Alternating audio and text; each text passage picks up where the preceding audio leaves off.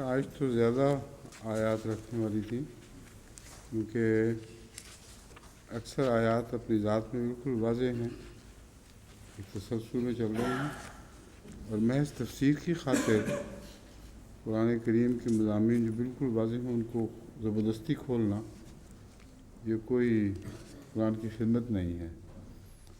اکثر نظر آتا ہے کہ لفاظی میں پڑھ گئے ہیں علماء۔ میرا خیال ہے کہ جہاں ضرورت ہوئی وہاں رکوع کا پڑھنا، جتنا مضمون صحیح سے آگے بغیر کسی اشتباہ کے آگے بڑھ سکے اس کو آگے بڑھا دینا چاہیے۔ تو آپ کے پاس اور آیتیں ہیں کیا یار؟ ٹھیک ہے، کافی ہیں۔ کہاں تک؟ 100؟ ٹھیک ہے۔ سر تو یہ جو آپ کا دفتر ہے سامنے، اس میں جتنی آیتیں ہیں وہ 122 ہیں؟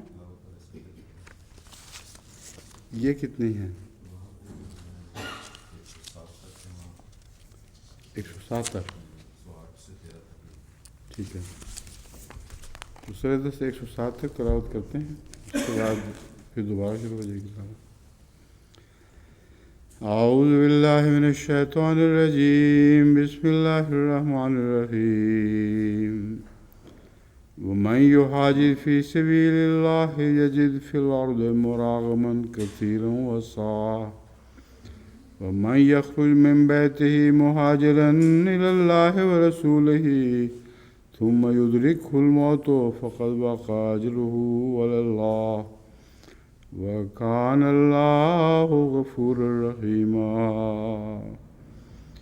وإذا ضربتم في الأرض فليس عليكم جناح أن تقصروا من الصلاة إن خفتم أن يفتنكم الذين كفروا إن الكافرين كانوا لكم عدوا مبينا۔ وإذا كنت فيهم فأقمت لهم الصلاة فلتقم طائفة منهم معك وليأخذوا أسلحتهم فإذا سجدوا فليكونوا من ورائكم ولتأت طائفة أخرى لم يصلوا فليصلوا معك وليأخذوا حذرهم وأسلحتهم ود الذين كفروا لا تغفلون عن أسلحتكم وأمتعتكم فيميلون عليكم ميلة واحدة ولا جناح عليكم إن كان بكم أذى من مطر أو كنتم مرضى أن تضعوا أسلحتكم وخذوا حذركم إن الله أعد للكافرين عذابا مهينا۔ فإذا قضيتم الصلاة فاذكروا الله قياما وقعودا وعلى جنوبكم وإذا اطمأننتم فأقيموا الصلاة إن الصلاة كانت على المؤمنين كتابا موقوتا۔ ولا تهنوا في ابتغاء القوم إن تكونوا تعلمون فإنهم يعلمون كما تعلمون وترجون من الله ما لا يرجون وكان الله عليما حكيما۔ إنا أنزلنا إليك الكتاب بالحق لتحكم بين الناس بما أراك الله ولا تكن للخائنين خصيما واستغفر الله إن الله كان غفورا رحيما۔ ولا تجادل عن الذين يختانون أنفسهم ان اللہ لا يحب من کان خوانا اثیما۔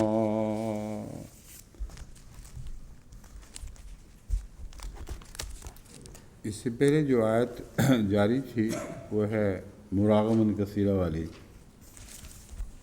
اس میں مراغمن کثیرہ کی بعض حکمتوں پر تفصیلی بحث کی ضرورت تھی، اور وہ میں نے اس لیے باقی حصہ آج کے لیے رکھ چھوڑا ہے۔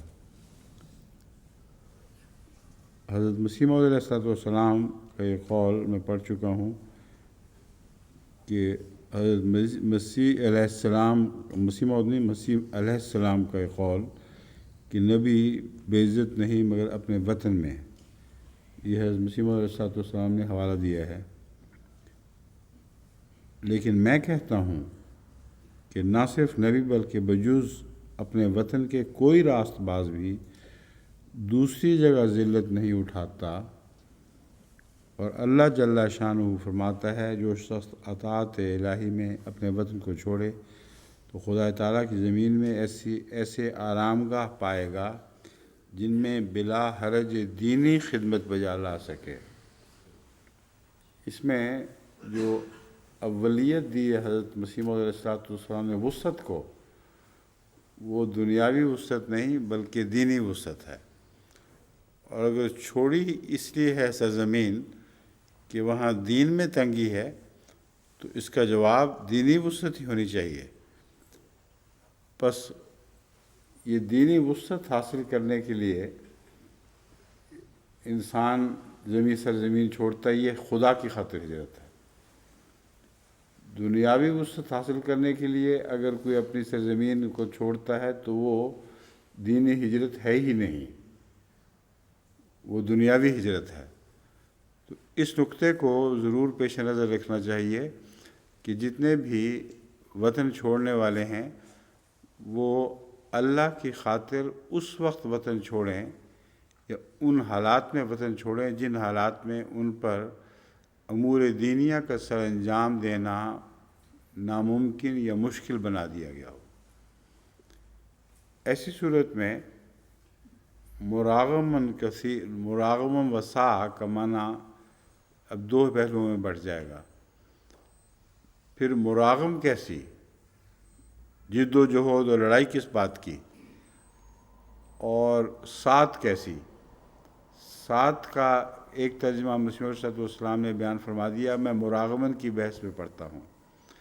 مراغمن کا وہی بنیادی معنی یہاں کام آتا ہے، بین ہی وہی جس کا ذکر حضرت امام راغب نے کیا ہے، کیونکہ وطن چھوڑنے کے لیے جد و جہد کرنی پڑتی ہے، آسانی سے وطن نہیں چھوڑا جاتا، لڑائی کرنی پڑتی ہے اور طرح طرح کے مقابلے کرنے پڑتے ہیں، اور اس میں سعادت ملے گی ان معنوں میں کہ اللہ تعالیٰ تمہیں کامیاب کرے گا، اور تمہیں اس بنا پر وطن چھوڑنے کے نتیجے میں جب تمہیں وطن چھوڑنے کی توفیق مل جائے گی تو مراغمن کا یہ معنی کہ ان پر مٹی ڈالو گے پھر، اور ان کو اس بات کی بہت تکلیف ہوگی کہ تم تو پہلے سے بھی بہتر حال میں ہو گئے، اور یہ تکلیف ایسی ہے جو آج کل کے زمانے میں بالکل ظاہر و باہر ہے۔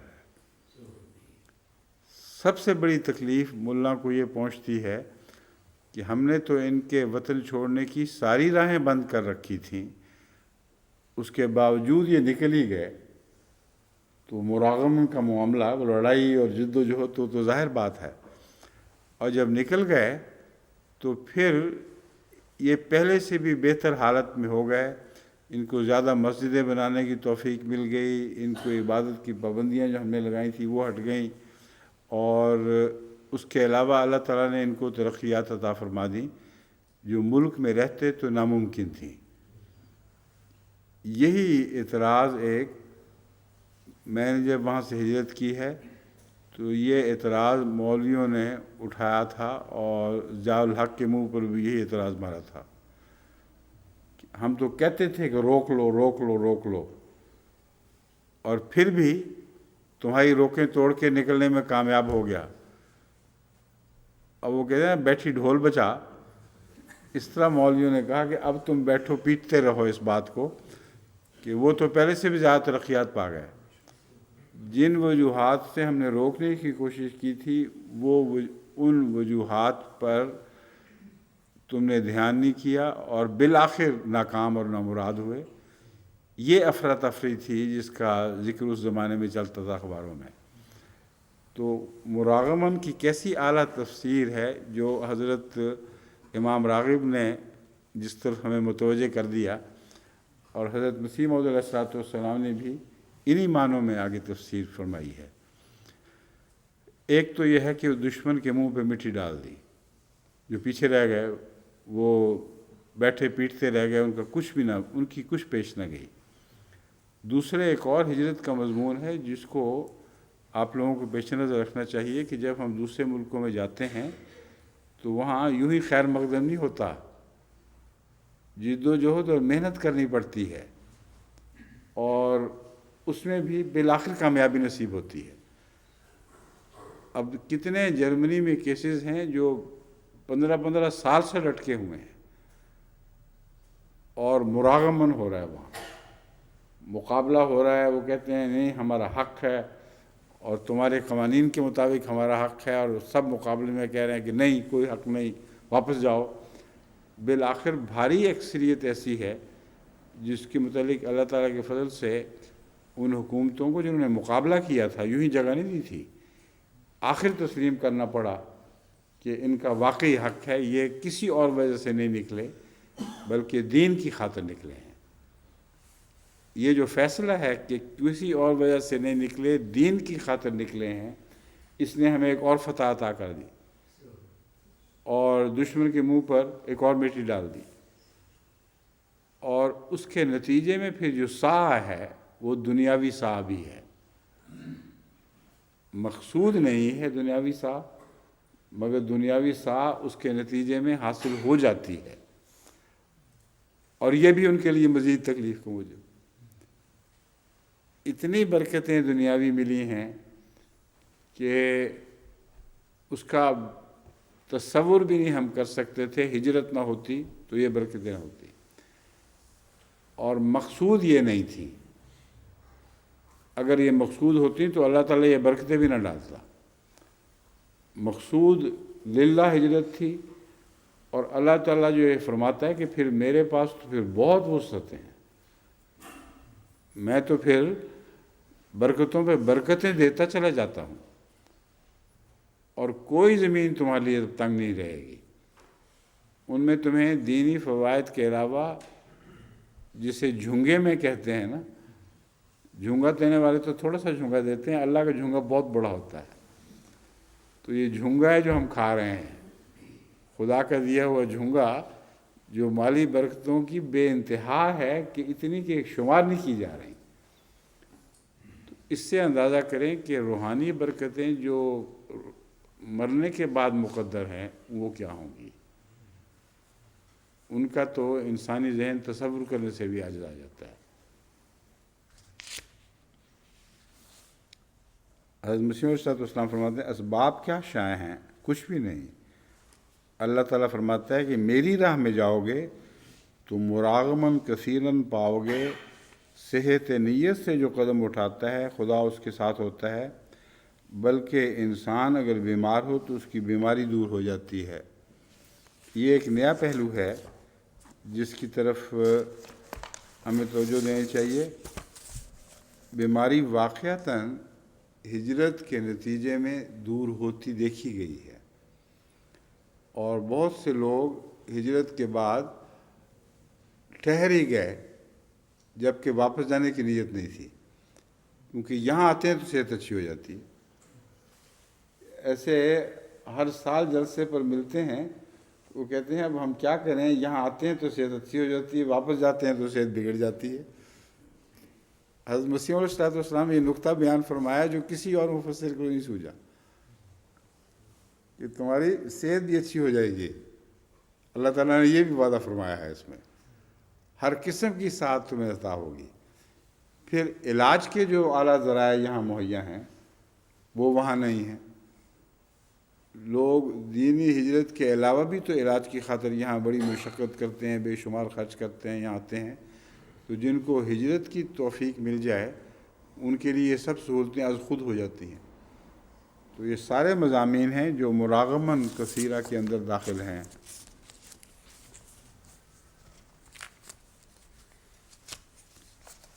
اس کے بعد پھر کسی اور تفصیلی علماء کی بحث کی کوئی ضرورت ہی نہیں رہتی۔ حرف آخر ہے حضرت مسیح علیہ السلام کا قول، اور وہ حاوی ہے ہر قسم کے مضامین پر۔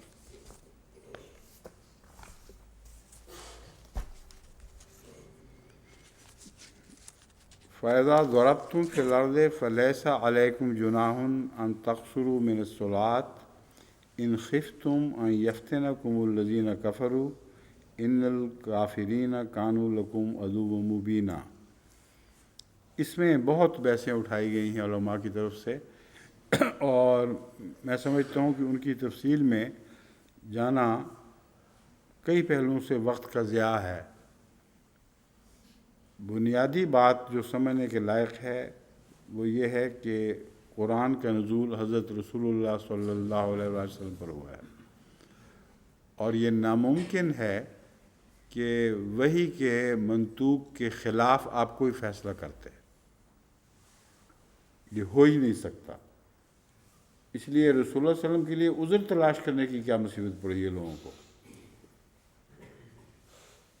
یہ عذر تھا، یہ عذر تھا، کوئی عذر نہیں تھا، صرف یہ عذر تھا کہ خدا کی وحی کو آپ ہر دوسرے سے زیادہ سمجھتے تھے۔ اس لیے لازماً وحی کا یہ مقصد سمجھا ہے کہ سفر میں جب کہ ابھی دشمن نے حملہ نہ بھی کیا ہو تمہیں قصر کی اجازت ہے، اور اس قصر پر عمل فرمایا آپ نے۔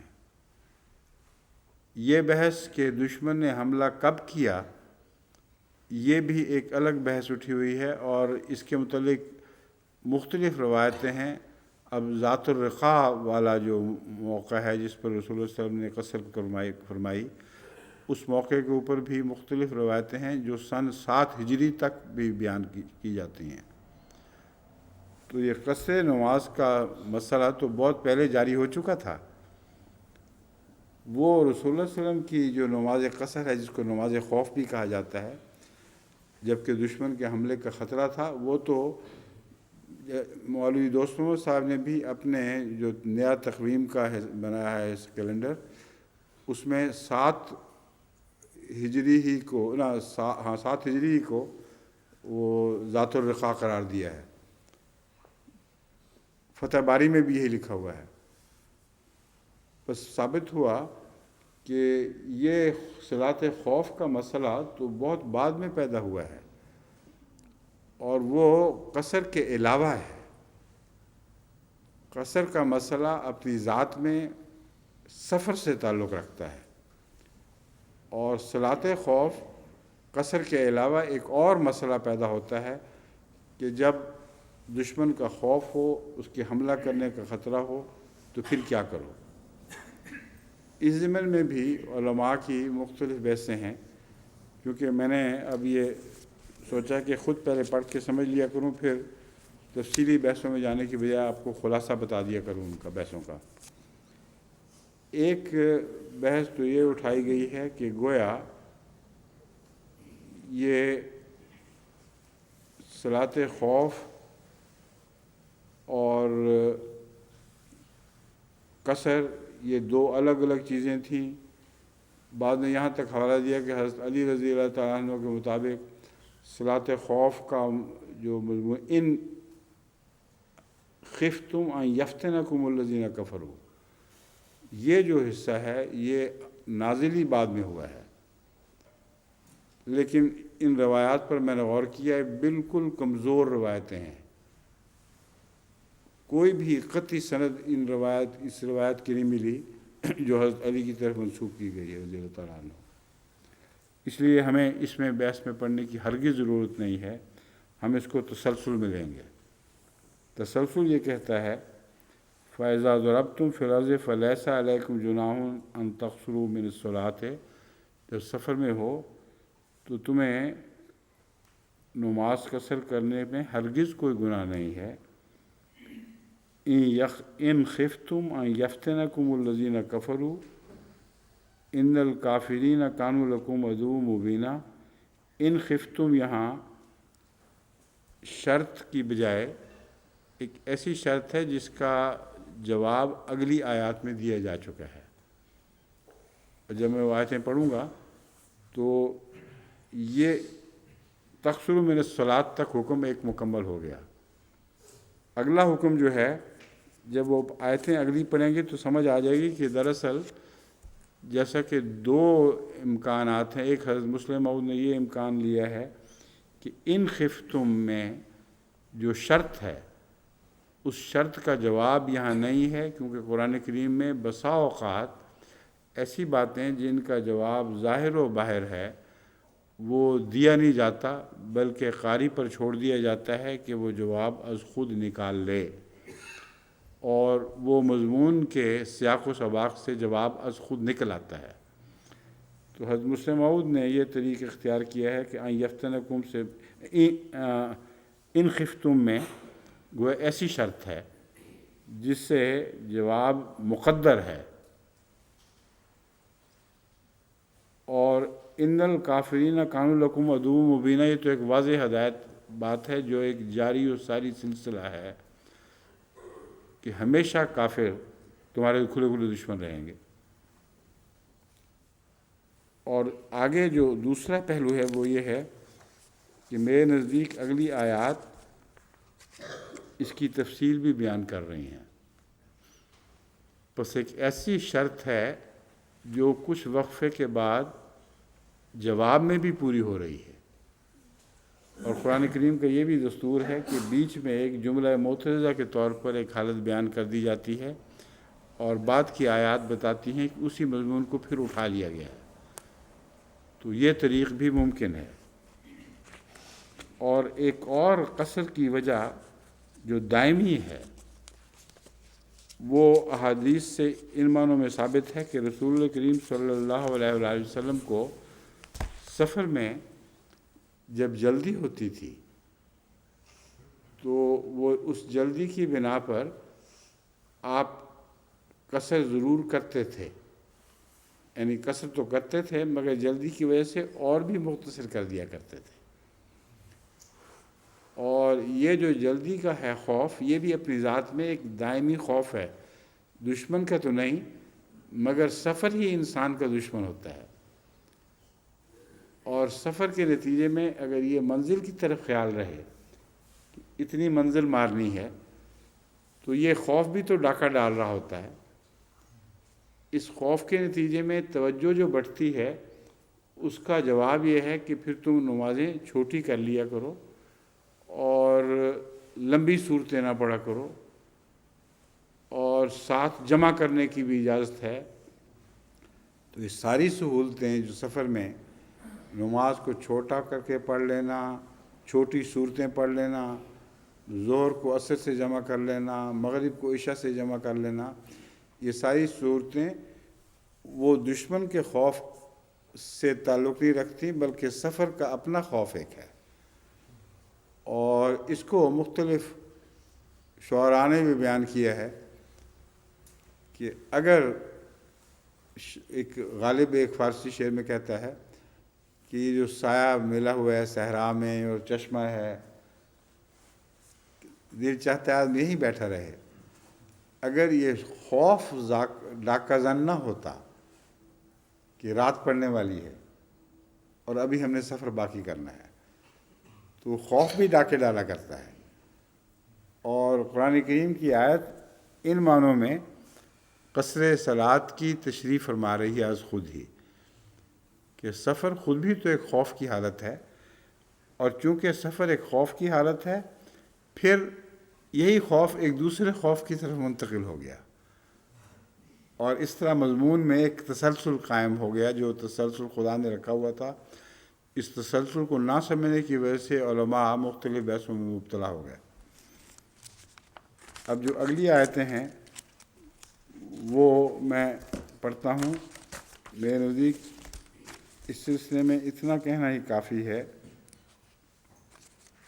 شاید جو سفر کے مسائل ہیں ان کا اگر بیان کر دیا جائے ہاں مختصر تو اس کا بھی کوئی حرج نہیں ہوگا۔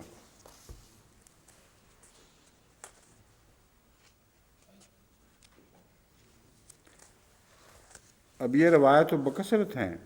حضرت عمر رضی اللہ تعالیٰ عنہ بیان کرتے ہیں کہ میں نبی کریم صلی اللہ علیہ وسلم ابن عمر بیان کرتے ہیں کہ ابو بکر عمر عثمان کے ساتھ سفر کیا، وہ ظہر و عصر کی نماز کی 2 رکعات پڑھتے تھے اور ان سے پہلے اور بعد میں مزید رکعات ادا نہ کرتے تھے۔ تو یہ تو قطعیت کے ساتھ رسول اللہ صلی اللہ علیہ وسلم اور آپ کے خلفاء کا عمل ثابت ہے، اس لیے اس کے خلاف کسی قسم کی شبہ پیدا کرنے کا کوئی سوال ہی پیدا نہیں ہوتا۔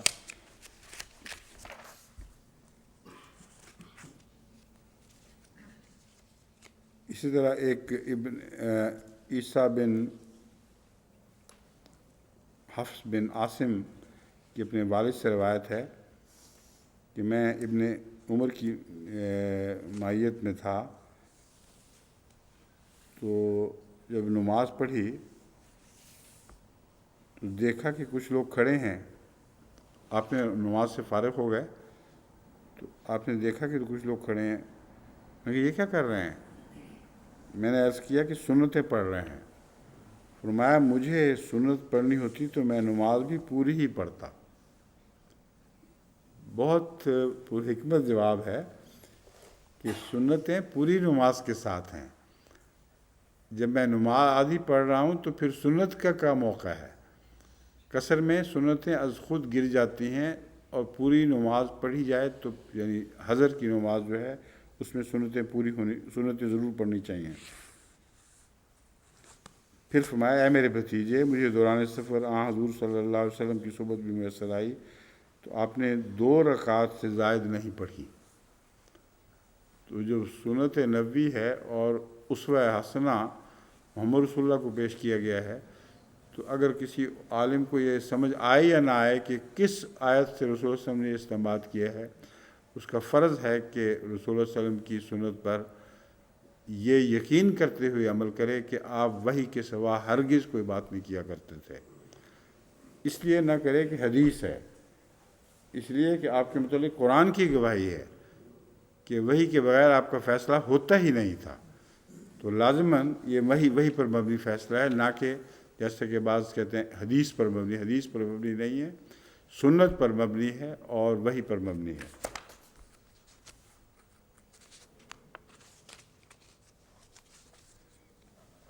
اس لیے مسلم کی روایت میں آخر پہ یہ ہے کہ یہ حالت جاری رہی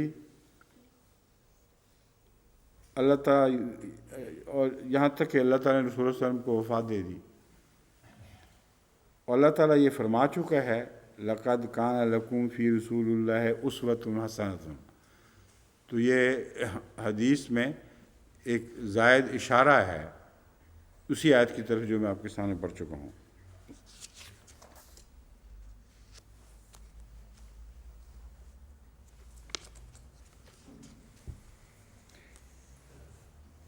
اسی طرح جمع کے متعلق بھی بہت سی احادیث ہیں، اور اکثر احادیث میں یہی ملتا ہے کہ جمع آپ تاخیر کر کے پڑھا کرتے تھے تاکہ 2 نمازوں کے اوقات مل جائیں۔ مثلا ظہر اور عصر میں جمع اس وقت کیا کرتے تھے اکثر، یعنی پہلے وقت کی جمع بھی ثابت ہے، مگر جہاں تک ممکن ہوتا تھا رسول اللہ صلی اللہ علیہ وآلہ وسلم ظہر کے وقت کو تاخیر سے پڑھتے تھے، تاخیر کر دیتے تھے ظہر پڑھنے میں، یہاں تک کہ عصر کا وقت بھی شروع ہو جاتا تھا۔ تو اس میں ایک یہ خاص ادا تھی کہ گویا دونوں نمازیں اپنے اپنے وقت پر بھی پڑھی گئیں اور جمع بھی ہو گئیں۔ یہی طریق مغرب اور عشاء کے متعلق بیان ہوا ہے کہ مغرب کی نماز ٹھہر کر ادا کرتے تھے جب عشاء کے وقت کا آغاز ہو چکا ہوتا تھا۔ یہ الگ بحث ہے کہ آغاز سرخی ختم ہونے سے ہوتا ہے یا سفیدی شروع ہونے سے، یہ لمبی فقہا کی بحثیں ہیں، مگر رسول اللہ صلی اللہ علیہ وسلم نے جب بھی سمجھا کہ مغرب کے وقت کا وقت اب عشاء کے وقت سے مل جل گیا ہے اور یہ درمیان کی نو مینز لینڈ آ گئی ہے۔ اس موقع پر رسول اللہ صلی اللہ علیہ وسلم جب جمع فرماتے تھے تو کتاب ماخوطہ کا حق بھی ادا ہو رہا ہوتا تھا اور جمع کا حق بھی ادا ہو رہا ہوتا تھا، اور اس میں سفر میں جو قصر کی سہولت ہے اس میں جمع کی سہولت بھی داخل ہو جایا کرتی تھی۔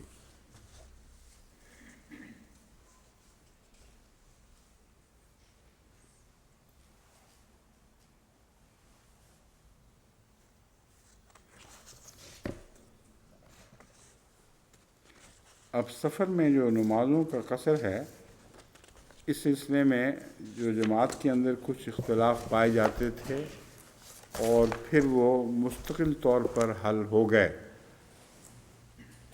یہ اس سلسلے میں ایک بہت دلچسپ بحث یہ آتی ہے کہ حضرت خلیفۃ المسیح اول چونکہ پہلے اہل حدیث سے تعلق رکھتے تھے، اس لیے آپ کا یہ قطعی مسلک تھا کہ نماز بھی جس طرح روزے میں 3 دن کی شرط ہے، نماز کے لیے بھی 3 دن ہی کی شرط ہے۔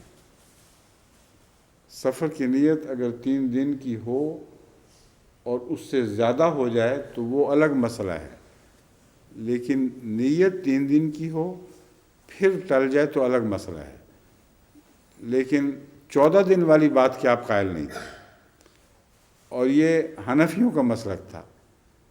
حضرت مسیح موعود علیہ السلام کا مسلک مسلسل 14 دن ہی کا رہا ہے۔ روزے میں آپ 3 دن کی شرط ملحوظ رکھتے تھے، لیکن دوسرے سفر میں 14 دن کی شرط ملحوظ رکھتے تھے۔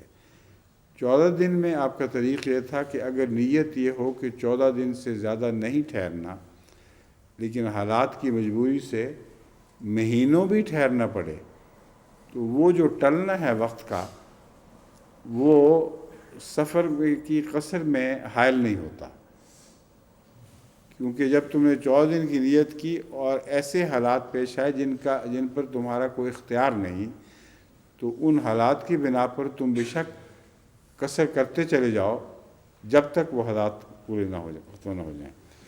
اس سلسلے میں 2 باتیں ہیں جو آپ کے سامنے پیش کرنے والی ہیں ضروری۔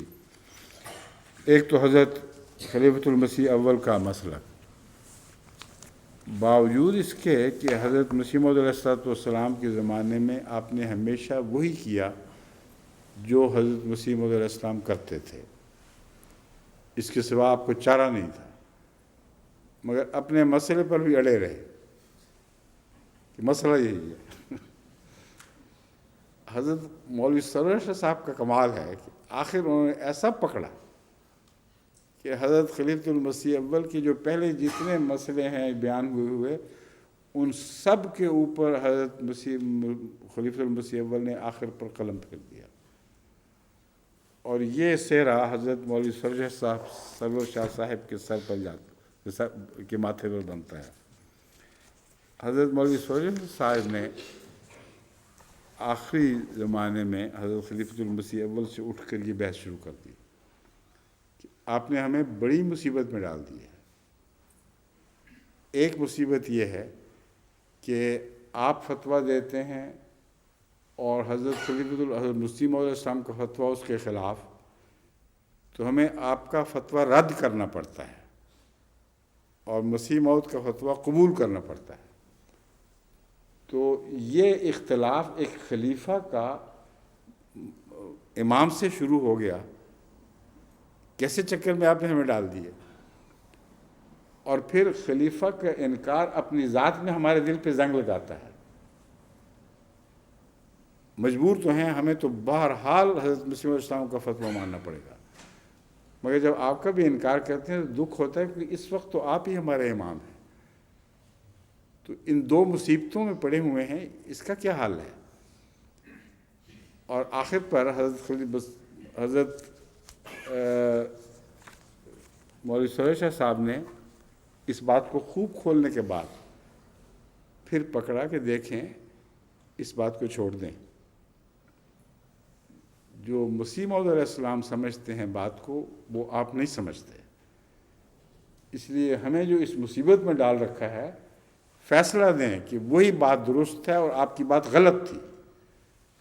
آخر حضرت خلیفۃ المسیح اول نے یہی کہا کہ ہاں یہ میرا فیصلہ ہے کہ جو میں استنباط کرتا تھا وہ غلط تھا، اور حضرت مسیح موعود علیہ السلام کا استنباط درست ہے، اور 14 دن والا مسلک ہی اصل مسلک ہے، اسی کو پکڑو۔ تو بعض لوگ جو حضرت خلیفۃ المسیح اول کے وہ حوالے پیش کرتے ہیں جو پہلے کے ہیں، وہ اس مخوصے میں ڈال دیتے ہیں، ان کو اب یک قلم معقوف سمجھیں۔ اور مولوی سروش صاحب کو یہ تھی ضرورت اللہ تعالیٰ کی فضل سے۔ مسیح موعود نے فرمایا نا کہ وہ شیر ہے لڑنے والا، تو ان کے اندر یہ شیر کی صفت پائی جاتی تھی، جس موقع کو سچا سمجھتے تھے کھڑے ہو جاتے تھے اس کے اوپر، اور چھوڑتے نہیں تھے جب تک اس کو مسئلہ حل نہ کروا بیٹھیں۔ یہ ایک پہلو تو ہے جو حل ہو گیا اللہ تعالیٰ کی فضل سے۔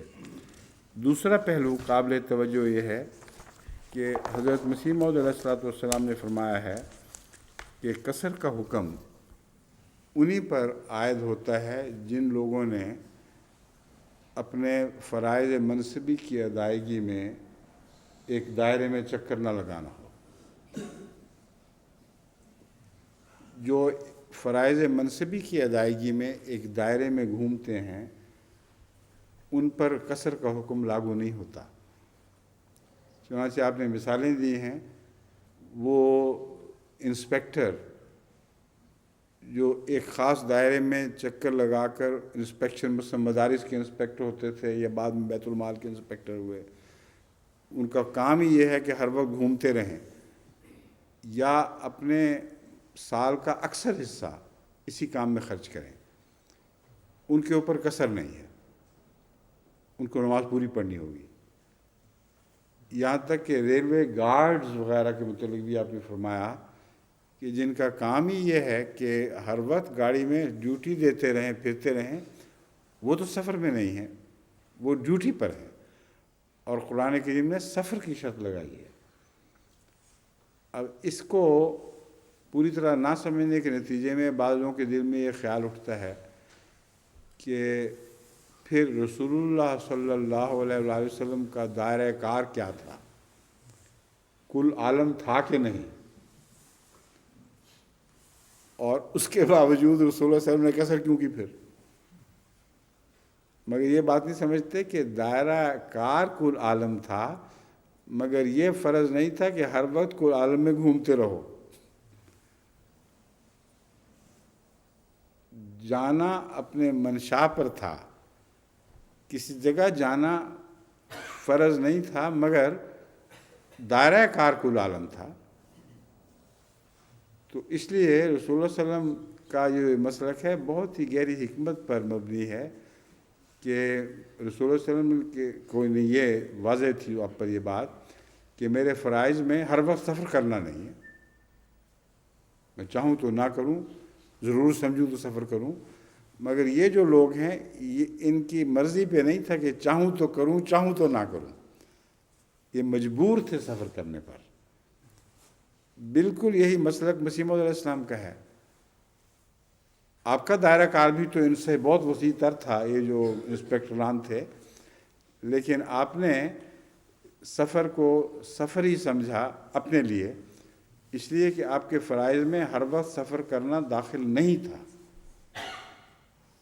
ضرورت کے مطابق فیصلہ آپ فرمایا کرتے تھے کہ اب مجھے یہ سفر کرنا چاہیے یا نہیں کرنا چاہیے، اس لیے یہ مسئلہ بھی حل ہو جاتا ہے۔ امیر صاحب جرمنی کے ایک سوال کے جواب میں نے ان کو یہی سمجھایا تھا کہ آپ پر سفر میں قصر آتی ہے، کیونکہ آپ کے فرائض میں ہر وقت جرمنی کا سفر گھومتے پھرنا یہ داخل نہیں ہے۔ جرمنی آپ کے دائرہ اختیار میں ہے، آپ کی سرزمین ہے، لیکن یہ کہ آپ جرمنی میں ہر وقت گھومتے پھرتے رہیں یہ آپ کے فرائض میں داخل نہیں ہے۔ پھر وہ سمجھ گئے، وہ کہتے ہیں ہاں ٹھیک ہے، پھر اس کے بعد سے انہوں نے ہمیشہ بلا تردد قصر ہی کی۔ اب اگلی آیت ہے وَإِذَا كُنْتَ فِيهِمْ فَأَقَمْتَ لَهُمُ الصَّلَاةَ فَلْتَقُمْ طَائِفَةٌ مِّنْهُمْ مَعَكَ، اور جب تو بھی ان میں ہو اور تو ان میں نماز پڑھائے تو ان میں سے ایک گروہ تیرے ساتھ کھڑا ہو جائے۔ یہ آیت تلاوت کر چکا ہوں، اس کا ترجمہ میں اب آپ کے سامنے رکھ رہا ہوں۔ وَإِذَا كُنْتَ فِيهِمْ فَأَقَمْتَ لَهُمُ الصَّلَاةَ فَلْتَقُمْ طَائِفَةٌ مِّنْهُمْ مَعَكَ وَلْيَأْخُذُوا أَسْلِحَتَهُمْ فَإِذَا سَجَدُوا فَلْيَكُونُوا مِنْ وَرَائِكُمْ وَلْتَأْتِ طَائِفَةٌ أُخْرَىٰ لَمْ يُصَلُّوا فَلْيُصَلُّوا مَعَكَ۔ اور جب تو بھی ان میں ہو، یا یوں کہنا چاہیے جب بھی تو ان میں ہو، یہ غالباً زیادہ صورتحال کے مطابق ہو جائے گا۔ اور جب بھی تو ان میں ہو اور تو انہیں نماز پڑھائے تو ان میں سے ایک گروہ تیرے ساتھ کھڑا ہو جائے، اور چاہیے کہ وہ اپنے اسلحہ ساتھ رکھیں۔ اس میں فرق ایک پڑ جائے گا جو میرے نزدیک پڑھنا چاہیے۔ ہر امام کو یہ حکم نہیں ہے کہ جب خطرہ ہو تو ہر امام کے ساتھ ایسے موقع پر باری باری لوگ نمازیں پڑھیں۔ یہ صرف رسول اللہ صلی اللہ علیہ وسلم کی شان ہے۔ جب آپ موجود ہوں تو ظاہر بات ہے کہ صلاۃ خوف میں جو مزید قصر ہے ایک رکعت والا، وہ اگر ایک رکعت پڑھتے تو بہت سے صحابہ محروم رہ جاتے۔ تو ہر امام کے ساتھ یہ محرومی کی شرط ہے ہی نہیں۔ صلاۃ خوف قصر کے علاوہ ہے۔ صلاۃ خوف کا مطلب یہ ہے کہ قصر نہ کرو بلکہ قصر سے بھی آدھی کر دو، اور اس کے بہت سے معنی لیے گئے ہیں علماء کی طرف سے کہ قصر کو مزید قصر کرنے کے کیا معنی ہیں۔ ایک معنی یہ ہے کہ جب رسول اللہ بیچ میں ہوں، اور یہی وہ واقعہ ہے جو ذات الرقاع والا واقعہ ہے، تو اس وقت حضرت صلی اللہ علیہ وآلہ وسلم کے ساتھ کنہیں اگر ایک ہی رکعت پڑھنی ہوتی تو وہ صحابہ جو رسول صلی اللہ علیہ وسلم کے عاشق تھے، ان کی نیتیں یہ تھیں کہ ہم نے جان دے دینی ہے خدا کی راہ میں، وہ آخری نماز سے محروم رہ جاتے۔ یہ مضمون ہے جو اس صورت میں آیت میں بیان ہوا ہے کہ جب تو امام ہو پھر ایک رکعت نہ پڑھنا، پھر موقع دے ان سب مجاہدین کو جو علماء مسلمانوں کے عمومی مفاد کے لیے کمر بستہ کھڑے ہیں، ہتھیار بند کھڑے ہیں، کہ وہ بھی ایک ایک رکعت تیرے ساتھ پڑھ لیں۔ اس صورت میں بہت لمبی نماز پڑھتے تھے رسول اللہ صلی اللہ علیہ وسلم۔ بس صلاۃ خوف میں ایک اور بھی شان پیدا ہو گئی ہے کہ رسول اللہ صلی اللہ علیہ وآلہ وسلم کی صلاۃ خوف ہر دوسرے کی صلاۃ خوف سے زیادہ لمبی ہے، اتنی لمبی کہ موقع دیتے تھے ایک رکعت کے بعد تشہد میں دیر تک بیٹھے رہتے تھے اور لمبی نماز پڑھتے تھے، لمبی صورتیں پڑھتے چلے جاتے تھے، یہاں تک کہ آخر وقت لگتا ہوگا وہ صحابہ جنہوں نے آپ کے ساتھ ایک رکعت نماز پڑھی وہ پیچھے جائیں اور پھر دوسرے صحابہ کو موقع ملے۔ یہ کوئی ساتھ ساتھ کی بات تو نہیں تھی، جنگ ہو رہی تھی، یہ تو نہیں تھا کہ ساتھ ہی چمٹے ہوئے تھے، دشمن بھی وہیں کھڑا تھا، کافی فاصلے تھے۔ ان فاصلوں کے پیش نظر لازماً ہو سکتا ہے گھنٹہ 2 گھنٹے بھی لگ جاتے ہوں۔ اس سارے عرصے میں رسول اللہ صلی اللہ علیہ وسلم کی صلاۃ خوف کم ہونے کی بجائے لمبی ہو گئی، اور صحابہ کی خلاف صلاۃ خوف چھوٹی ہو گئی، لیکن موقع مل گیا۔ اب یہ جو صلاۃ خوف میں رسول اللہ صلی اللہ علیہ وسلم کی صلاۃ خوف لمبی ہونا، اس میں بھی ایک حکمت ہے۔ خوف دور کرنے کا ذریعہ ہی یہی تھا کہ رسول اللہ صلی اللہ علیہ وسلم کی صلاۃ خوف لمبی ہو، کیونکہ اس نماز میں حضرت صلی اللہ علیہ وسلم کی جو دعائیں تھیں وہی تو حفاظت تھی۔ اصل حفاظت دعا کی تھی، اور یہ عجیب قرآن کریم کی شان ہے، ایسا عظیم شان کلام ہے کہ جب اس پہ غور کر کے ڈوب کر دیکھیں تو اس کے سارے پہلو انسان حیرت سے تکتا رہ جاتا ہے۔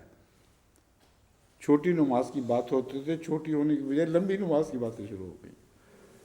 اور اسی میں دفاع ہے، اسی بنا پر دشمن کا دفاع ہوا ہے۔ پھر فرمایا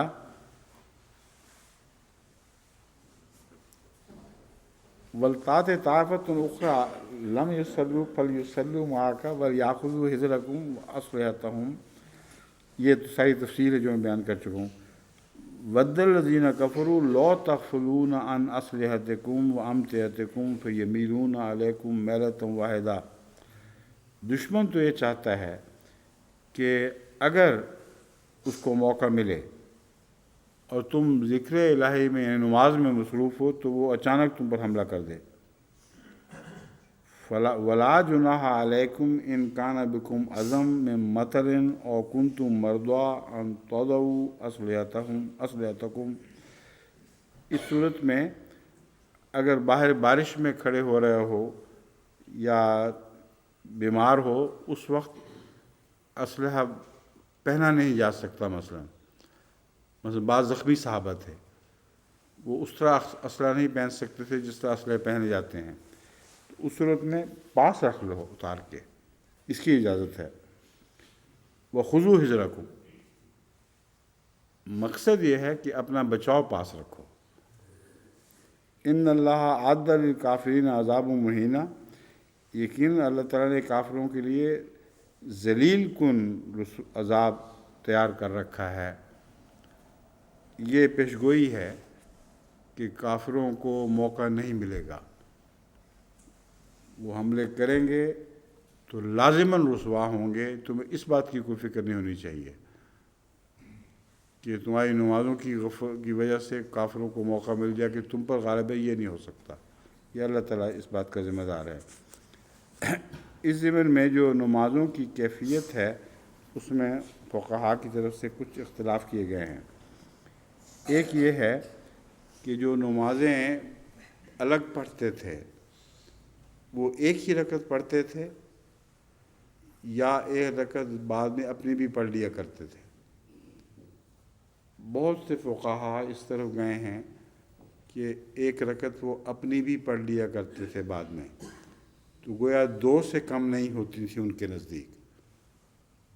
اور بعض فقہاء کہتے ہیں اپنی نہیں پڑھا کرتے تھے۔ رسول اللہ صلی اللہ علیہ وسلم کے ساتھ جو نماز خوف تھی، نماز خوف کا مطلب ہی ایک رکعت ہے، یہ قصر کے علاوہ ہے، اس لیے وہ ایک رکعت پڑھتے تھے اور یہی ان کے لیے کافی ہوتی تھی۔ تو اب یہ بحثوں کے اختلاف ہیں، اس میں ہمیں تفصیل میں جانے کی ضرورت نہیں۔ وہ پڑھتے تھے یا نہیں پڑھتے تھے، ایک رکعت ان کی تو وہی کافی تھی جو رسول اللہ صلی اللہ علیہ وسلم کے ساتھ ادا کی گئی۔ باقی رکعت اپنے طور پر پڑھتے ہوں گے تو پڑھتے ہوں، مگر کافی رکعت وہ نہیں تھی جو بعد میں پڑھتے تھے، وہ تھی جو پہلے پڑھ لیا کرتے تھے رسول اللہ صلی اللہ علیہ وسلم کے ساتھ۔ اس خلاصتاً بحث کے بعد میرے خیال میں باقی روایتوں کی تفصیلی بحث میں جانے کی ضرورت نہیں ہے، کیوں جی؟ ہاں، جو مضمون کا خلاصہ ہے وہ بیان ہو گیا ہے۔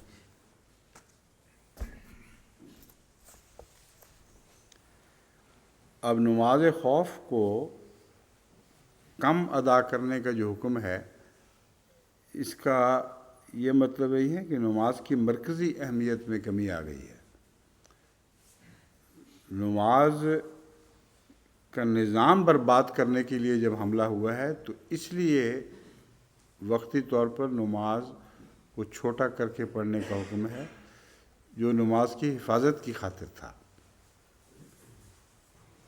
دیکھیں، قیام نماز ممکن ہی نہیں ہے اگر دشمن حملہ کر رہا ہو اور ہر وقت اس کا خوف ہو، تو قیام نماز کی جو بنیادی شرائط ہیں وہ پوری نہیں ہوتی۔ تو یہ خیال جسمانی حفاظت کی وجہ سے نہیں ہے بلکہ نماز کی حفاظت کی وجہ سے ہے۔ اس لیے یہ بات بھی پیش نظر رکھنی چاہیے کہ نماز مرکزی حکم ہے، اور ساری لڑائیاں، سب جنگیں، ساری جد و جہد، تمام جہاد نماز کے گرد گھوم رہا ہے۔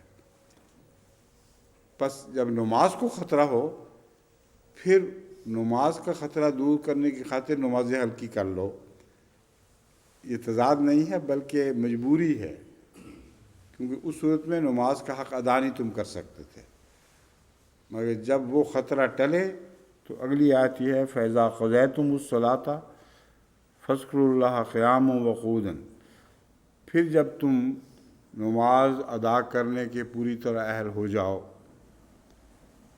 پھر جب نمازیں پڑھو فَاذْكُرُوا اللَّهَ قِيَامًا وَقُعُودًا وَعَلَىٰ جُنُوبِكُمْ، پھر گویا بدلہ اتار رہے ہو پہلی کمزوری کا. یہ لگتا یہ ہے، مگر یہ ایک عام حکم ہے، یہ اس سے وابستہ نہیں ہے کہ ضرور اس کے بعد ایسا کرو. مطلب یہ ہے کہ پھر پہلی حالت میں لوٹ جاؤ. لیکن طرز بیان ایسے ہے جیسے کہ اچھا پھر انہوں نے یہ حملہ کیا تھا، اس کا بھی انتقام اس طرح لو فَاذْكُرُوا اللَّهَ قِيَامًا وَقُعُودًا وَعَلَىٰ جُنُوبِكُمْ، پھر اللہ کو کھڑے ہو کے بھی یاد کرو اور بیٹھے ہوئے بھی یاد کرو اور اپنے پہلوؤں پر بھی یاد کرو. فَإِذَا اطْمَأْنَنْتُمْ فَأَقِیمُوا الصَّلَاةَ، پھر جب تمہیں پوری طرح طمانینت ہو جائے پھر اقیم الصلاۃ، پھر جو نماز کے قیام کا حق ہے وہ پورا کرو. تو یہ نماز کے قیام کا جو حق ہے اس کا ذکر بعد میں آیا ہے، لیکن اس تسلسل میں یہی ہونا چاہیے تھا. اذا قضیتم الصلاۃ فاذکروا اللہ قیاما وقعودا وعلی جنوبکم میں جو اس مضمون کے تسلسل میں یہ بات ہو جائے گی کہ وہ نماز خوف جس کی ہدایت دی گئی ہے، جس کی تفاصیل سے تمہیں واقف کر دیا گیا ہے، یہ نماز خوف تھوڑی ہونے کے باوجود ذکر الہی کی راہ میں یہ حملہ حائل نہیں ہونا چاہیے. ذکر الہی جاری رکھو، کھڑے ہونے کی حالت میں بھی، قعود کی حالت میں بھی اور جنوب کی حالت میں بھی. اب بظاہر اس آیت سے توجہ اس آیت کریمہ کی طرف جاتی ہے جس میں راتوں کو اٹھنا، راتوں کو لیٹنا اور قیام اور کروٹ بدلتے ہوئے اللہ کی یاد کرنا یہ ذکر ہے. میرے نزدیک یہاں یہ ذکر نہیں، بلکہ اعلیٰ جنوب کم میں گرے ہوئے سپاہیوں کی بات ہو رہی ہے. پہلو کے بل گرتے تھے اور ذکر الہی سے غافل نہیں ہوتے تھے. یہ جواب ہے جو سکھایا گیا ہے کہ جنگ میں تمہاری نماز پر حملہ ہوا ہے، ذکر الہی پر حملہ ہوا ہے، پس جب یہ نماز خوف ادا کر چکو تو پھر کثرت کے ساتھ ذکر الہی کے ساتھ لڑائی کرو. اور صحابہ کی جنگوں سے ثابت ہے کہ تلواروں کے سائے میں بھی ذکر الہی بلند کر رہے ہوتے تھے اور گرے ہوئے سپاہی بھی ذکر الہی بلند کرتے تھے. تو یہاں قعوداً جن کو بیٹھ کر لڑنے کی توفیق ملتی تھی وہ بیٹھ کے بھی لڑتے تھے. ان کی ٹانگیں کٹ جاتی ہیں، ان کے متعلق گواہی آتی ہے کہ وہ کٹی ہوئی ٹانگوں کے ساتھ بیٹھ کر تلوار چلاتے تھے. اور پھر گرے ہوئے کا حال عجیب ہے. بہت دردناک روایتیں ہیں ایسے صحابہ کی کہ دم توڑ رہے ہیں اس ذکر الہی سے غافل نہیں ہوئے. اب فرمایا فَإِذَا اطْمَأْنَنْتُمْ فَأَقِیمُوا الصَّلَاةَ، اس شدت سے مقابلہ کرو نماز کے خلاف حملہ آوروں کا کہ ان کے منہ ٹوٹ گئے، کبھی بھی تمہیں ذکر الہی سے غافل نہ کر سکیں. پھر جب تمہیں پوری طرح اطمینان نصیب ہو جائے اب وقت ہے، لڑائی ختم ہوگی، اقیموا الصلاۃ، اب نماز کے قیام کا ہر حق پوری زور سے ادا کرو. ان الصلاۃ کانت علی المؤمنین کتابا موقوتا، نماز ایک ایسا فریضہ ہے جو موقوت ہے، جو وقت کے ساتھ وابستہ کیا گیا ہے. اور یہ کتاب موقوت کے متعلق میں پہلے ضمن میں ذکر کر چکا ہوں کہ رسول اللہ صلی اللہ علیہ وسلم یہ خیال رکھا کرتے تھے کہ جمع کی سہولت میں بھی نمازیں وقت ہی پر ادا ہو جائیں، اور کبھی کھینچنا پڑے وقت کی مجبوری کی وجہ سے تو الگ بات ہے کہ عصر کی نماز کو ظہر کے ساتھ کھینچ لیا جائے. وہ نماز سے پہلے سفر ادا کرنا ضروری ہو جائے تو پھر مجبوری ہے نماز ہی کی خاطر بہتر ہے کہ یہ خیال نہ رہے کہ اب کہاں نماز کے لیے رکیں، پھر پہلے وقت میں بھی پڑھی جا سکتی ہے۔ مگر جہاں تک ممکن ہوتا تھا رسول اللہ صلی اللہ علیہ وسلم ماقوتہ کے لحاظ سے یہ مد نظر رکھا کرتے تھے۔ اس لیے بعض علماء کے خیال میں جب سورج ڈھل جائے تو پھر مغرب تک دونوں کا وقت شروع ہو گیا، تو ماقوتہ میں سورج ڈھلنے کے بعد ظہر اور عصر کی نمازیں اکٹھی ہو سکتی ہیں، اور مغرب کے بعد جب سورج غروب ہو جائے پھر مغرب اور عشاء کی نمازیں، تو ان کو اگر پہلے وقت میں بھی پڑھا جائے تو ماقوتہ کی خلاف ورزی نہیں بلکہ ماقوتہ کی ایک قسم ہے۔ مگر حضور صلی اللہ علیہ وسلم کا طریق وہی تھا کہ کوشش یہی فرماتے تھے کہ دونوں کے وقت مل جائیں تو پھر وہاں نماز پڑھی جائے۔ اس ضمن میں کوئی ایسی روایت میرے نزدیک تو نہیں ہے جس کو یہاں بیان کرنے کی ضرورت ہے۔ اب ساری روایتیں سایہ لمبا ہونے کے گرد گھوم رہی ہیں، نیزہ گاڑو، اب اس کا سایہ دگنا ہو جائے تو پھر یہ وقت شروع ہو گیا، کم ہو جائے تو یہ وقت شروع ہو گیا۔ یہ بالکل سمجھانے کی خاطر، مبتدی کو سمجھانے کی خاطر بحثیں اٹھائی گئی تھیں، لیکن جو سنت رائج ہو چکی ہے، سب کو معلوم ہے اس بات کا کہ کب شروع ہوتی ہے نماز ظہر اور کب عصر شروع ہو جاتی ہے۔ اس کے درمیان جو بحثوں کی تفصیل ہے اس میں ہمیں جانے کی ضرورت کوئی نہیں۔ علماء نے بڑی محنت کی ہے، نیزے گاڑ کے اس کے سایوں کو پیمائش کی، مگر یہ اس زمانے میں ابتداء میں جو نئے شامل ہونے والے تھے ان کو سمجھانے کی خاطر، ان کی سہولت کی خاطر یہ طریقہ اختیار کیا گیا۔ ان کی محنتوں کی ہم قدر کرتے ہیں، مگر ان کے حوالے کی اب ہمیں ضرورت نہیں ہے، کیونکہ اب یہ سنت رائج ہو چکی ہے اور کسی مزید تفصیل کی بحث کی ضرورت نہیں۔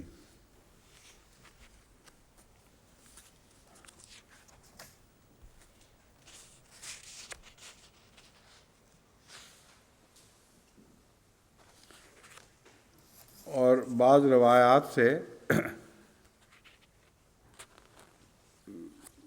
یہ ضمن ذکر آتا ہے کہ مغرب کا اول وقت غروب آفتاب ہے۔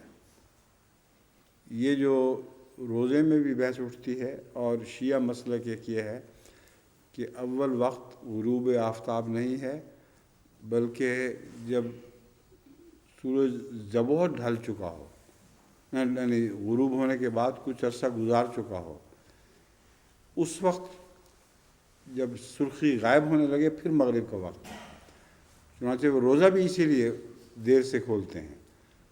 تو تمام سنی مسالک کا مسلک اس کے برعکس ہے، اور جماعت احمدیہ کا مسلک بھی اس کے برعکس ہے۔ غروب آفتاب کو قرآن کریم نے بنیاد قرار دیا ہے، جب آفتاب غروب ہو جائے تو مغرب کا اول وقت شروع ہو گیا۔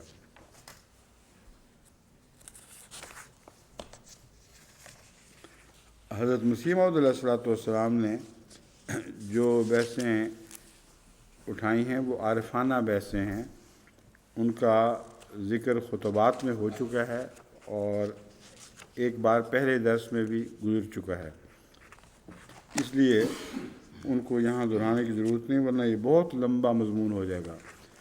حضرت مسیح موعود علیہ السلام کی ان سب بحثوں کا خلاصہ یہ ہے کہ جو 5 وقت ہیں نماز کے، یہ انسانی فطرت کے مطابق ہیں، اور انسانی فطرت کا تقاضا ہے کہ ان 5 وقتوں میں اس سے کچھ غذا میسر آئے۔ اور حضرت مسیح موعود علیہ السلام نے ضمناً یہ استنباط بھی فرمایا جو اس زمانے کے بعض جہلاء کے منہ بند کرنے کے لیے بڑا ضروری ہے۔ وہ کہتے ہیں کہ زمانہ وقت ایسا تیزی سے گزرتا ہے، کام اتنے زیادہ ہو گئے ہیں کہ اب 5 وقت کی نمازیں مشکل ہیں، اس لیے 3 وقت میں کر دی جائیں، اور بعض اہل قرآن 3 وقت کی نمازوں کے ہی قائل ہیں۔ حضرت مسیح موعود علیہ السلام فرماتے ہیں کہ جب زمانہ ترقی کر رہا ہے تو کھانے کے وقت تمہارے بڑھ گئے، وہ کیوں نہیں کم کرتے؟ کافی بریک بھی ہو رہا ہے اور لنچ بریک بھی ہو رہا ہے اور ٹی بریک بھی ہو رہا ہے اور پھر سپر بریک بھی ہوتا ہے رات کو، جو لیٹ کام کرنے والے ہیں، تو وہ تمہارے کیوں بڑھ رہے ہیں؟ اس کا مطلب ہے کہ تمہارے نزدیک جسمانی طاقت کو بحال کرنے کی اس زیادہ کام کے وقت میں زیادہ ضرورت ہے۔ یہی دلیل ہے اس بات کی کہ روحانی طاقت کو بحال کرنے کی دنیا کے دھندوں کی وجہ سے اور بھی زیادہ ضرورت ہے۔ بس بہت ہی عمدہ ایک استنباط فرمایا ہے، جو آج کل کے یہ جدید سوچوں والوں کا منہ بند کرنے کے لیے کافی ہونا چاہیے اگر وہ عقل کریں۔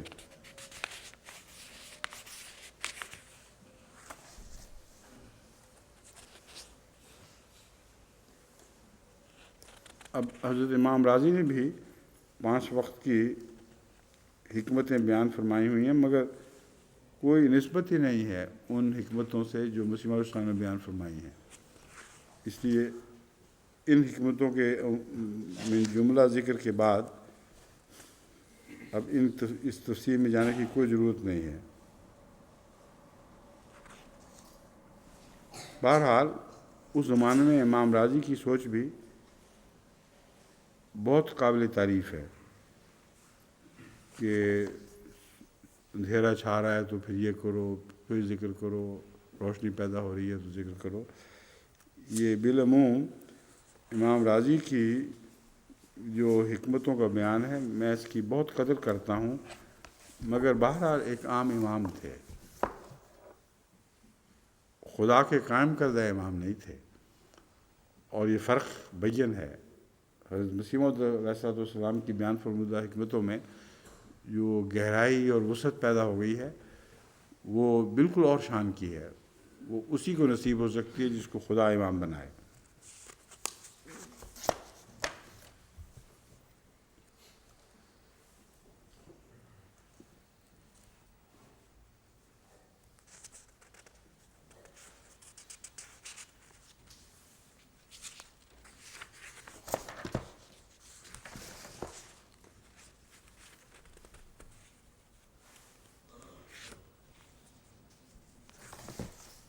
باقی میرے خیال میں تو ضرورت نہیں ہے۔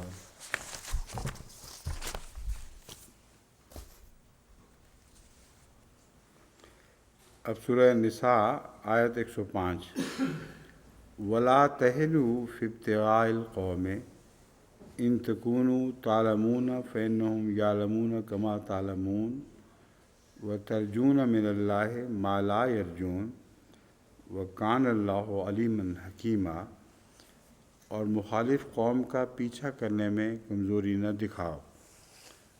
اگر تم تکلیف اٹھا رہے ہو تو تمہاری طرح یقیناً وہ بھی تکلیف اٹھا رہے ہیں، اور تم اللہ سے اس کی امید رکھتے ہو جس کی وہ امید نہیں رکھتے، اور اللہ بہت جاننے والا اور حکمت والا ہے۔ یہاں مخالف قوم سے مراد یہ نہیں ہے کہ ہر ایک کسی کے پیچھے پڑے رہو۔ لفظ مخالف جو ہے القوم، ابتغاء القوم میں یہ داخل ہے لفظ مخالف، اس کو میں نے بریکٹ میں رکھا ہوا ہے کیونکہ اگلی آیت اس بات کو ظاہر کر رہی ہے کہ وہ مخالف پہلے ہیں، پھر تم مجبور ہو گئے ہو، کیونکہ فرمایا ان تکونوا تعلمون فإنهم یعلمون۔ تمہیں جو مشکل پڑی ہوئی ہے تو یہ سوچو کہ وہ کس مشکل میں پڑھ کر تمہارا پیچھا کر رہا ہے، اور تم یہ مشکل خدا کی خاطر قبول کر رہے ہو، اور ان کو یہ مشکل پڑی ہے صرف تمہاری دشمنی میں، تمہیں ہلاک کرنے کے شوق میں پیچھے پڑے ہوئے ہیں۔ تو جب تمہیں ہلاک کرنے کے شوق میں پیچھے پڑے ہوئے ہیں تو تم ان کے پیچھے کیوں نہیں پڑتے پھر؟ تو اس لیے مخالف قوم اس مضمون میں داخل ہے۔ پہلی آیت میں لفظ مخالف بریکٹ میں آنا چاہیے تھا، جس کو میں نے اپنے ترجمے میں داخل کر لیا ہے، اور یہ زائد بات نہیں ہے، حقیقت میں قرآن کا ہی منشا اور مدعا ہے۔ پھر فرمایا وَتَرْجُونَ مِنَ اللَّهِ مَا لَا يَرْجُونَ، تمہیں تو اس مصیبت کے نتیجے میں ہر وقت اللہ سے امید لگی رہتی ہے کہ للہ کر رہے ہو اس لیے اللہ دے گا. اگر اس میں ایک اور بھی مسلمانوں کی جنگ کی حکمت کا دفاع ہے کہ مسلمان اگر دشمنی میں کر رہے ہوتے دو لوگوں کی تو پھر اللہ سے امید کی ان کو کوئی توقع نہیں ہونی چاہیے تھی. انہوں نے ہرگز دشمنی کی وجہ سے نہیں کیا بلکہ مصیبت اٹھائی ہے خالصتاً اللہ کی خاطر کہ اللہ کے دین کو تحفظ نصیب ہو جائے، اور اس بنا پر پھر اللہ سے امید بھی رکھتے ہیں. وہ جو مارے پھر رہے ہیں ان کو تو امید ہی کوئی نہیں، مرے اور مرے گئے، کچھ بھی حاصل نہ ہوا. جو کچھ ہاتھ میں تھا وہ بھی کھو دیا. تمہیں تو جو ہاتھ میں ہے اس کو کھونے کے بعد اس سے بہت زیادہ عطا کرنے کے وعدے ہیں اس دنیا میں بھی اور آخرت میں بھی. تو پھر کیوں تھکتے ہو؟ یہ کوئی شرم کرو. کوئی یعنی ان محاورے تنخواہ آ جاتا ہے شرم کرو. مراد یہ ہے کہ جو سوچے بھی اس کو اس سوچ پر بھی شرم آنی چاہیے کہ یہ کیوں خیال اس کے دل میں آئے، کیوں یہ وہم اس کے دل میں پیدا ہوا. وَكَانَ اللَّهُ عَلِيمًا حَكِيمًا. اور جہاں تک تمہارا یہ دعویٰ ہے کہ اللہ کی خاطر کرتے ہو اور اس سے جزا کی توقع رکھتے ہو، تو یہ یاد رکھ لینا چاہیے کہ اللہ تعالیٰ بہت جاننے والا اور بہت حکمت والا ہے. اللہ کو کسی قسم کا کوئی دھوکہ نہیں دیا جا سکتا. اگر تم میں سے کسی کی نیت محض للہ جہاد کی نہیں تھی، وہ تکلیف کسی اور وجہ سے اٹھا رہا تھا، تو اللہ اس کو جانتا ہے. چنانچہ رسول اللہ صلی اللہ علیہ وسلم کے جہاد کی تاریخ سے ثابت ہے کہ بعض بڑے بڑے پہلوان اس نیت سے داخل ہوئے تھے کہ انہوں نے اہل مکہ سے اپنے کسی قریبی کے قتل کا بدلہ لینا تھا، اور آن حضرت صلی اللہ علیہ وسلم نے ان کو اس بنا پر اجازت نہیں دی، مجھے کوئی ضرورت نہیں ہے تمہاری. لیکن جب انہوں نے اسلام کا اقرار کر لیا تو رسول اللہ صلی اللہ علیہ وسلم کا یہ طریق تھا کہ کسی کے منہ سے اقرار کو رد نہیں فرمایا کرتے تھے، کیونکہ یہ علم خدا تعالیٰ پر چھوڑ دیا تھا. کان اللہ علیمًا حکیمًا. علم اللہ ہی کو ہے، بندے کا کام نہیں ہے پھر کسی کے اندرونے میں دخل دے. تو ایسے موقع پر انکار کے باوجود اس کو بھی اجازت دے دی. اب سوال یہ ہے اس کا کیا انجام ہوا؟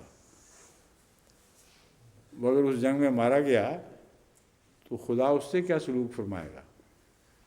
یہ معاملہ علیمًا حکیمہ کے اوپر چھوڑ دیا ہے.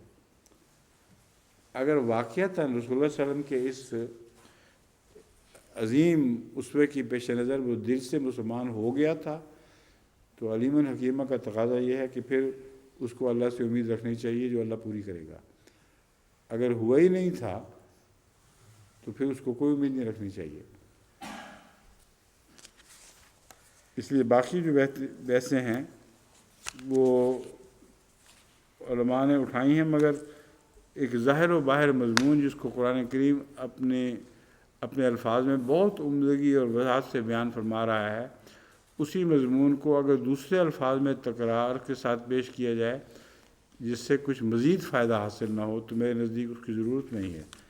اس لیے اس تفصیلی بحث کو بھی میں جو علماء نے اٹھائی چھوڑ رہا ہوں.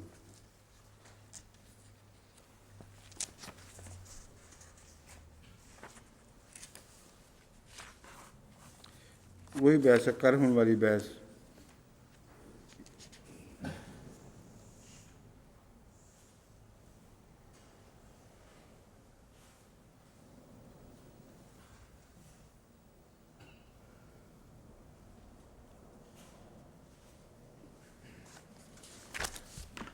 اس کی بھی ضرورت نہیں ہے، مزید ساری باتیں آ چکی ہیں اس میں.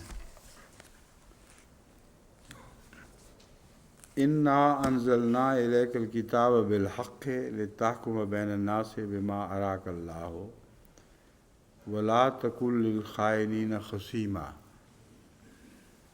اس آیت کے تابع بھی اتنی بے تعلق شان نزول کی بحثیں اٹھائی گئی ہیں جس سے تفسیریں بھر گئی ہیں، اور وہ شان نزول کی بحثیں رسول اللہ صلی اللہ علیہ وسلم کے اوپر حرف رکھنے والی باتیں ہیں، اور قرآن کریم کے اس واضح حکم کے بعد اس کی کوئی ضرورت نہیں تھی، مگر پتہ نہیں شان نزول کے شوق میں آ کے کہاں کہاں علماء پھنس گئے ہیں۔ تو میں نے وہ ساری بحثیں یہاں رکھی ہوئی ہیں، مگر کوشش کروں گا کہ ان کا کم سے کم ذکر کروں، اگر کرنا پڑے تو کروں گا ورنہ چھوڑتا چلا جاؤں گا۔ آیت کا ترجمہ یہ ہے، انا انزلنا الیک الکتاب بالحق لتحکم بین الناس بما اراک اللہ۔ بالکل واضح بات ہے، اراک اللہ کا مطلب ہے جو تجھے اللہ نے سمجھایا۔ ہم نے اس کتاب یہ کتاب یقیناً تیری طرف حق کے ساتھ نازل کی ہے تاکہ تو لوگوں کے درمیان اس کے مطابق فیصلہ کرے جو اللہ نے تجھے سمجھا دیا۔ اب اس کے بعد یہ سوچا ہی نہیں جا سکتا کہ رسول اللہ صلی اللہ علیہ وآلہ وسلم اللہ کے سمجھائے ہوئے کو چھوڑ کر کسی اور طریق پر فیصلہ کریں۔ یہ بات اس کے اندر مضمر ہے، ظاہر بھی ہے اور مضمر بھی ہے۔ وَلَا تَكُن لِّلْخَائِنِينَ خَصِيمًا سے یہ مراد نہیں ہے کہ باوجود اس کے کہ اللہ تعالیٰ نے تجھے سمجھا دیا ہے پھر بھی تو وہ جو خائن لوگ ہیں، بددیانتی کرنے والے، ان کی طرف سے جھگڑتا ہے، یہ درست نہیں ہے۔ اکثر بحثیں ایسی روایات پر گھوم رہی ہیں جن روایات سے یہ جوڑ جو علماء نے سمجھا، اس جوڑ کی تائید میں شان نزول کی حدیثیں پیش کی گئی ہیں کہ گویا اللہ یہ فرما رہا ہے کہ ہم نے تو تجھے سمجھا دیا تھا، اس کے باوجود تو خائنین کی طرف سے لڑ رہا ہے، یہ ٹھیک نہیں ہے، یہ بالکل غلط ہے، یہ الزام ہے رسول اللہ صلی اللہ علیہ وسلم کا۔ جو اللہ نے سمجھا دیا اس کے بعد حضرت صلی اللہ علیہ وسلم کے لیے ممکن ہی نہیں تھا کہ اس سے انحراف کرتے۔ بس آپ نے خدا سے خائنوں کی طرف سے جھگڑا کیا ہو، ان کی سفارش کی ہو، یا کسی اور قوم سے خائنوں کی طرف سے جھگڑا کیا ہو، یہ ناقابل قبول ہے، کسی قیمت پہ یہ تسلیم نہیں کیا جا سکتا، کیونکہ رسول اللہ صلی اللہ علیہ وسلم کی شان کے خلاف ہے۔ آپ کی صفات اس بات کو رد کر رہی ہیں، دھکیل رہی ہیں، اور یہ جو خطاب ہے یہ اس قسم کا خطاب دراصل قوم کے لیے ہوا کرتا ہے، اور ایسا خطاب قرآن کریم میں کثرت سے ملتا ہے کہ جہاں حضرت صلی اللہ علیہ وآلہ وسلم کو مخاطب کیا ہے بظاہر اکیلے، اور حکم دینے میں سختی سے کام لیا ہے، اور لگتا یہ ہے کہ گویا نعوذ باللہ من ذالک رسول اللہ صلی اللہ علیہ وسلم پھسلنے والے ہی تھے یا پھسل چکے تھے، اور اللہ تعالیٰ نے اس پر سختی فرمائی ہے۔ یہ دوسروں کو دکھایا گیا ہے کہ یہ رسول جس کو میں نے سمجھایا تھا، میرے سمجھانے پر کام کیا کرتا تھا، اگر بفرض محال یہ بھی ایسا کرتا تو اللہ تعالیٰ اس کو پسند نہیں کرتا اس بات کو، مگر مراد یہ ہے کہ یہ کر بھی نہیں سکتا، اس کا نمونہ پکڑو، اور تم بھی ہرگز خائن کی طرف سے جھاڑو نہ بننا، ورنہ اللہ تعالیٰ اس چیز کو سختی سے رد کر چکا ہے۔ تو مخاطب بظاہر رسول اللہ صلی اللہ علیہ وسلم ہیں، مگر رسول اللہ صلی اللہ علیہ وآلہ وسلم کے حوالے سے تمام بنی نوع انسان مخاطب ہیں، تمام مسلمان اولین طور پر مخاطب ہیں، اور یہ طرز کلام قرآن کریم میں بکثرت پیش ہوئی ہے، متعدد جگہ اس طرز کلام کو دہرایا گیا ہے۔ مخاطب رسول اللہ صلی اللہ علیہ وسلم اور مراد تمام دوسرے صحابہ بھی اور بعد میں آنے والے بھی۔ جو جھگڑا لوگوں نے اٹھا رکھا ہے وہ عجیب و غریب ہے۔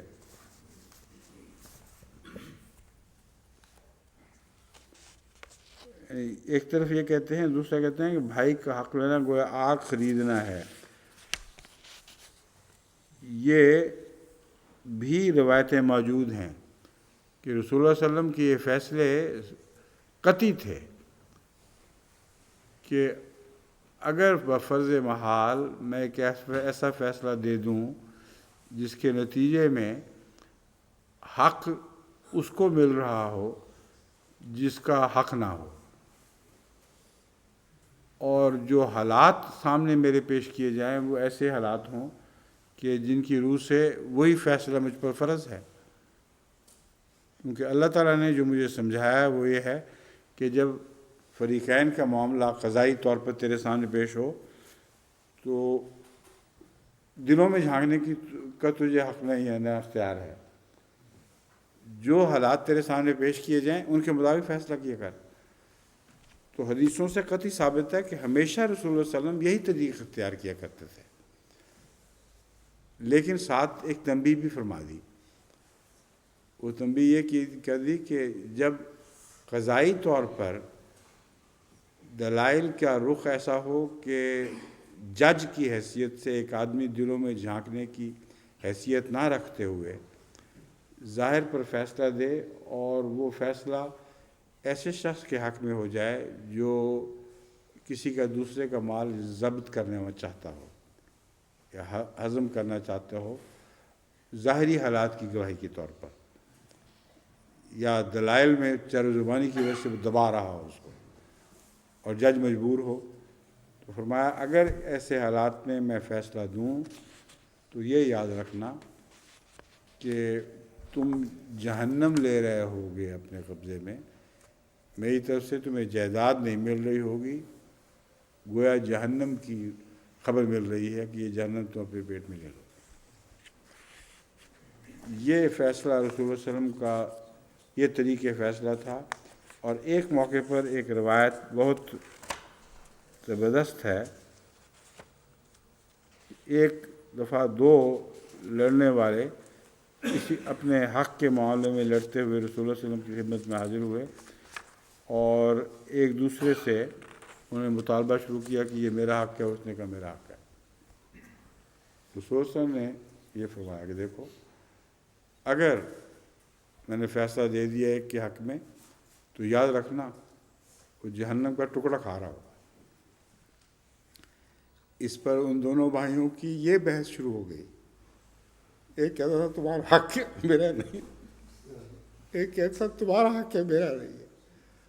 اس بات پہ لڑنے لگ گئے کہ میں نے تو دے کے چھوڑنا ہے، اس خوف سے کہ خدا نہ خواستہ کہیں اس کا ہی حق ہو اور یہ جہنم نہ بن جائے. یہ تھا حضرت صلی اللہ علیہ وسلم کے فیصلے کے طریق، جس کے مطابق فرمایا بما اراک اللہ. یہ سمجھایا تھا اللہ نے، اس طرح فیصلے دیا کرو.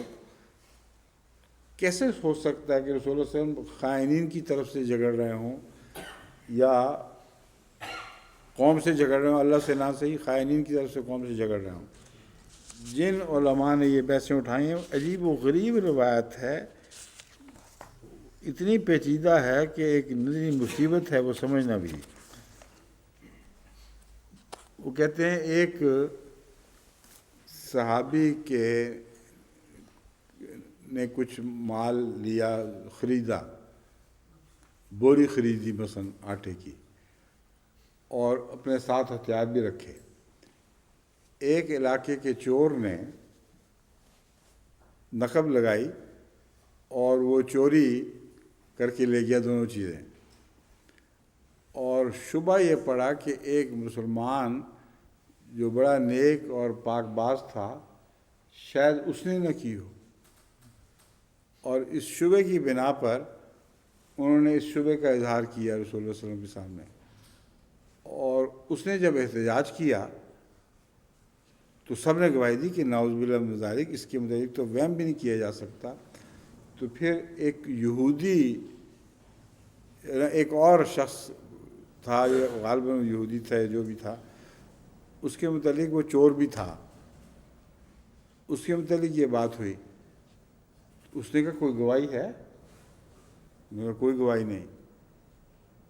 تو اس پر گویا اس کے دفاع میں رسول اللہ صلی اللہ علیہ وسلم نے کہا کہ جب گواہی نہیں ہے تو پھر کوئی اس میں نہیں ہے. اس پر یہ آیت نازل ہوئی کہ تھا تو وہ خائن ہی، تم اس کا دفاع کیوں کرتے ہو؟ کیسی لغو اور بیہودہ بات ہے، کیسی کھینچا تانی ہے بات کی، اتنی پیشدار روایت ہے کہ اس کو سمجھنے میں کافی مجھے دماغ سوزی کرنی پڑی ہے تاکہ آپ کو دماغ سوزی سے بچاؤں۔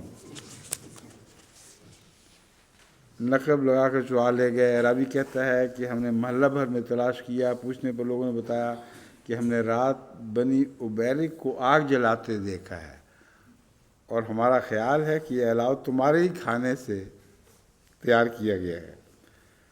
بنو عبیرک نے کہا کہ بخدا ہماری تحقیق کے مطابق تمہارا ساتھی لبید بن سال چور ہے، وہ ہمارے قبیلہ کے مرد صالح اور مسلمان تھے۔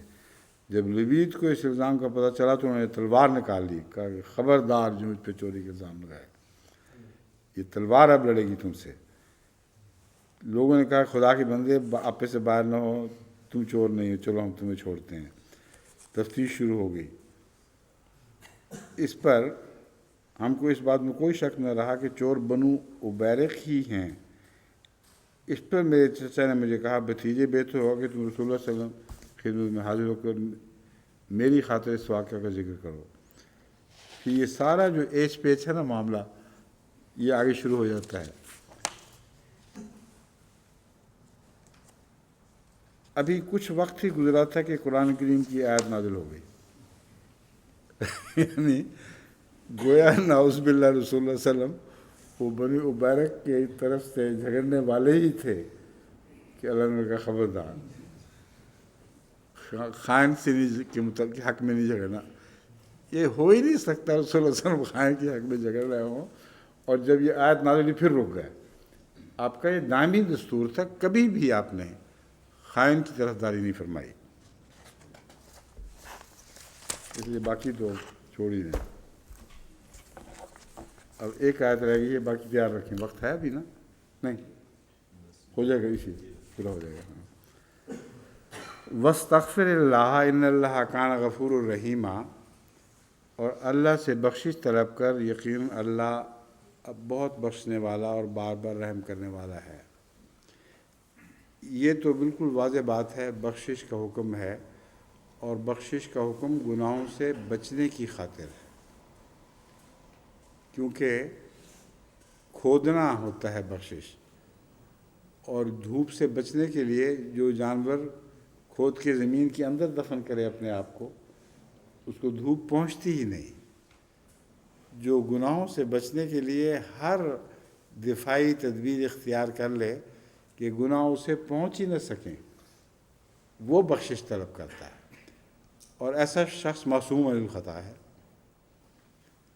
اس ضمن میں یہ تو بالکل واضح بات ہے، رسول اللہ صلی اللہ علیہ وسلم کا معصوم عن الخطا ہونا صرف ہمارا عقیدہ نہیں بلکہ مسلمانوں کا یہ عقیدہ ہے کہ تمام انبیاء معصوم عن الخطا ہیں۔ رسول اللہ صلی اللہ علیہ وسلم ان سب کے سردار ہیں، یہ تو تسلیم ہے، لیکن نبی سب معصوم عن الخطا ہوتے ہیں۔ اس پر ویری نے جو بحث اٹھائی ہے وہ انتہائی جاہلانہ ہے۔ صرف اس کے مختصر ذکر کے بعد میں اس درس کو ختم کر دیتا ہوں۔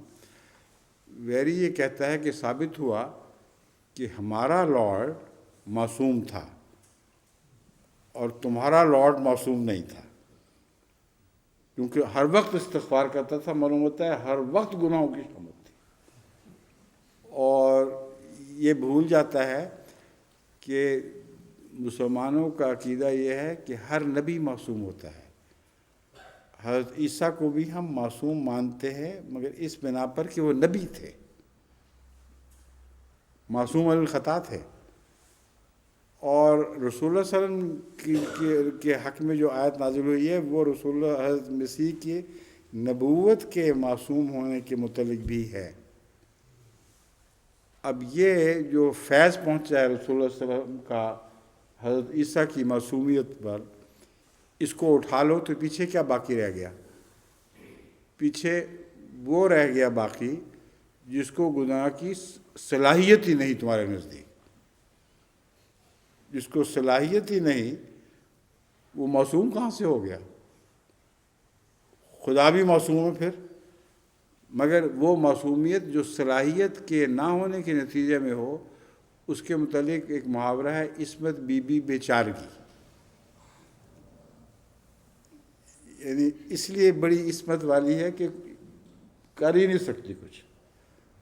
تو حضرت عیسیٰ کو تم اس مثال میں ڈال رہے ہو کہ وہ بیچارے گناہ کرنے کی صلاحیت ہی نہیں رکھتے تھے. یہ لفظ خدا پر اطلاق اس لیے نہیں پا سکتا کہ خدا کے خلاف ہی گناہ ہوا کرتا ہے نا.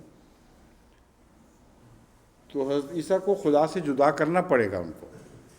ان کو یہ کہنا پڑے گا کہ عیسیٰ معصوم تھے، یعنی خدا کے خلاف گناہ کی صلاحیت ہی نہیں رکھتے تھے. جب صلاحیت ہی نہیں رکھتے تو بیچارے نے کرنا کیا تھا. تو جہاں رسول اللہ صلی اللہ علیہ وسلم نے حملہ کیا ہے وہاں اس گڑھے میں خود اپنے لارڈ کو ڈالنے کی کوشش کی ہے، جبکہ رسول اللہ صلی اللہ علیہ وسلم نے اس گڑھے سے اس لارڈ کو نکالا ہے. یہ ان بیچاروں کا حال ہے. اللہ ان کو عقل دے. چلیں جی، پورا ہو گیا، باقی کل انشاءاللہ.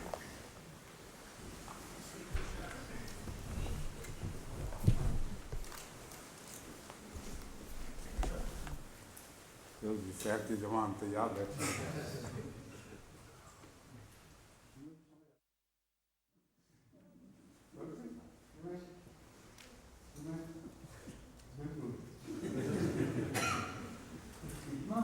بچوں سے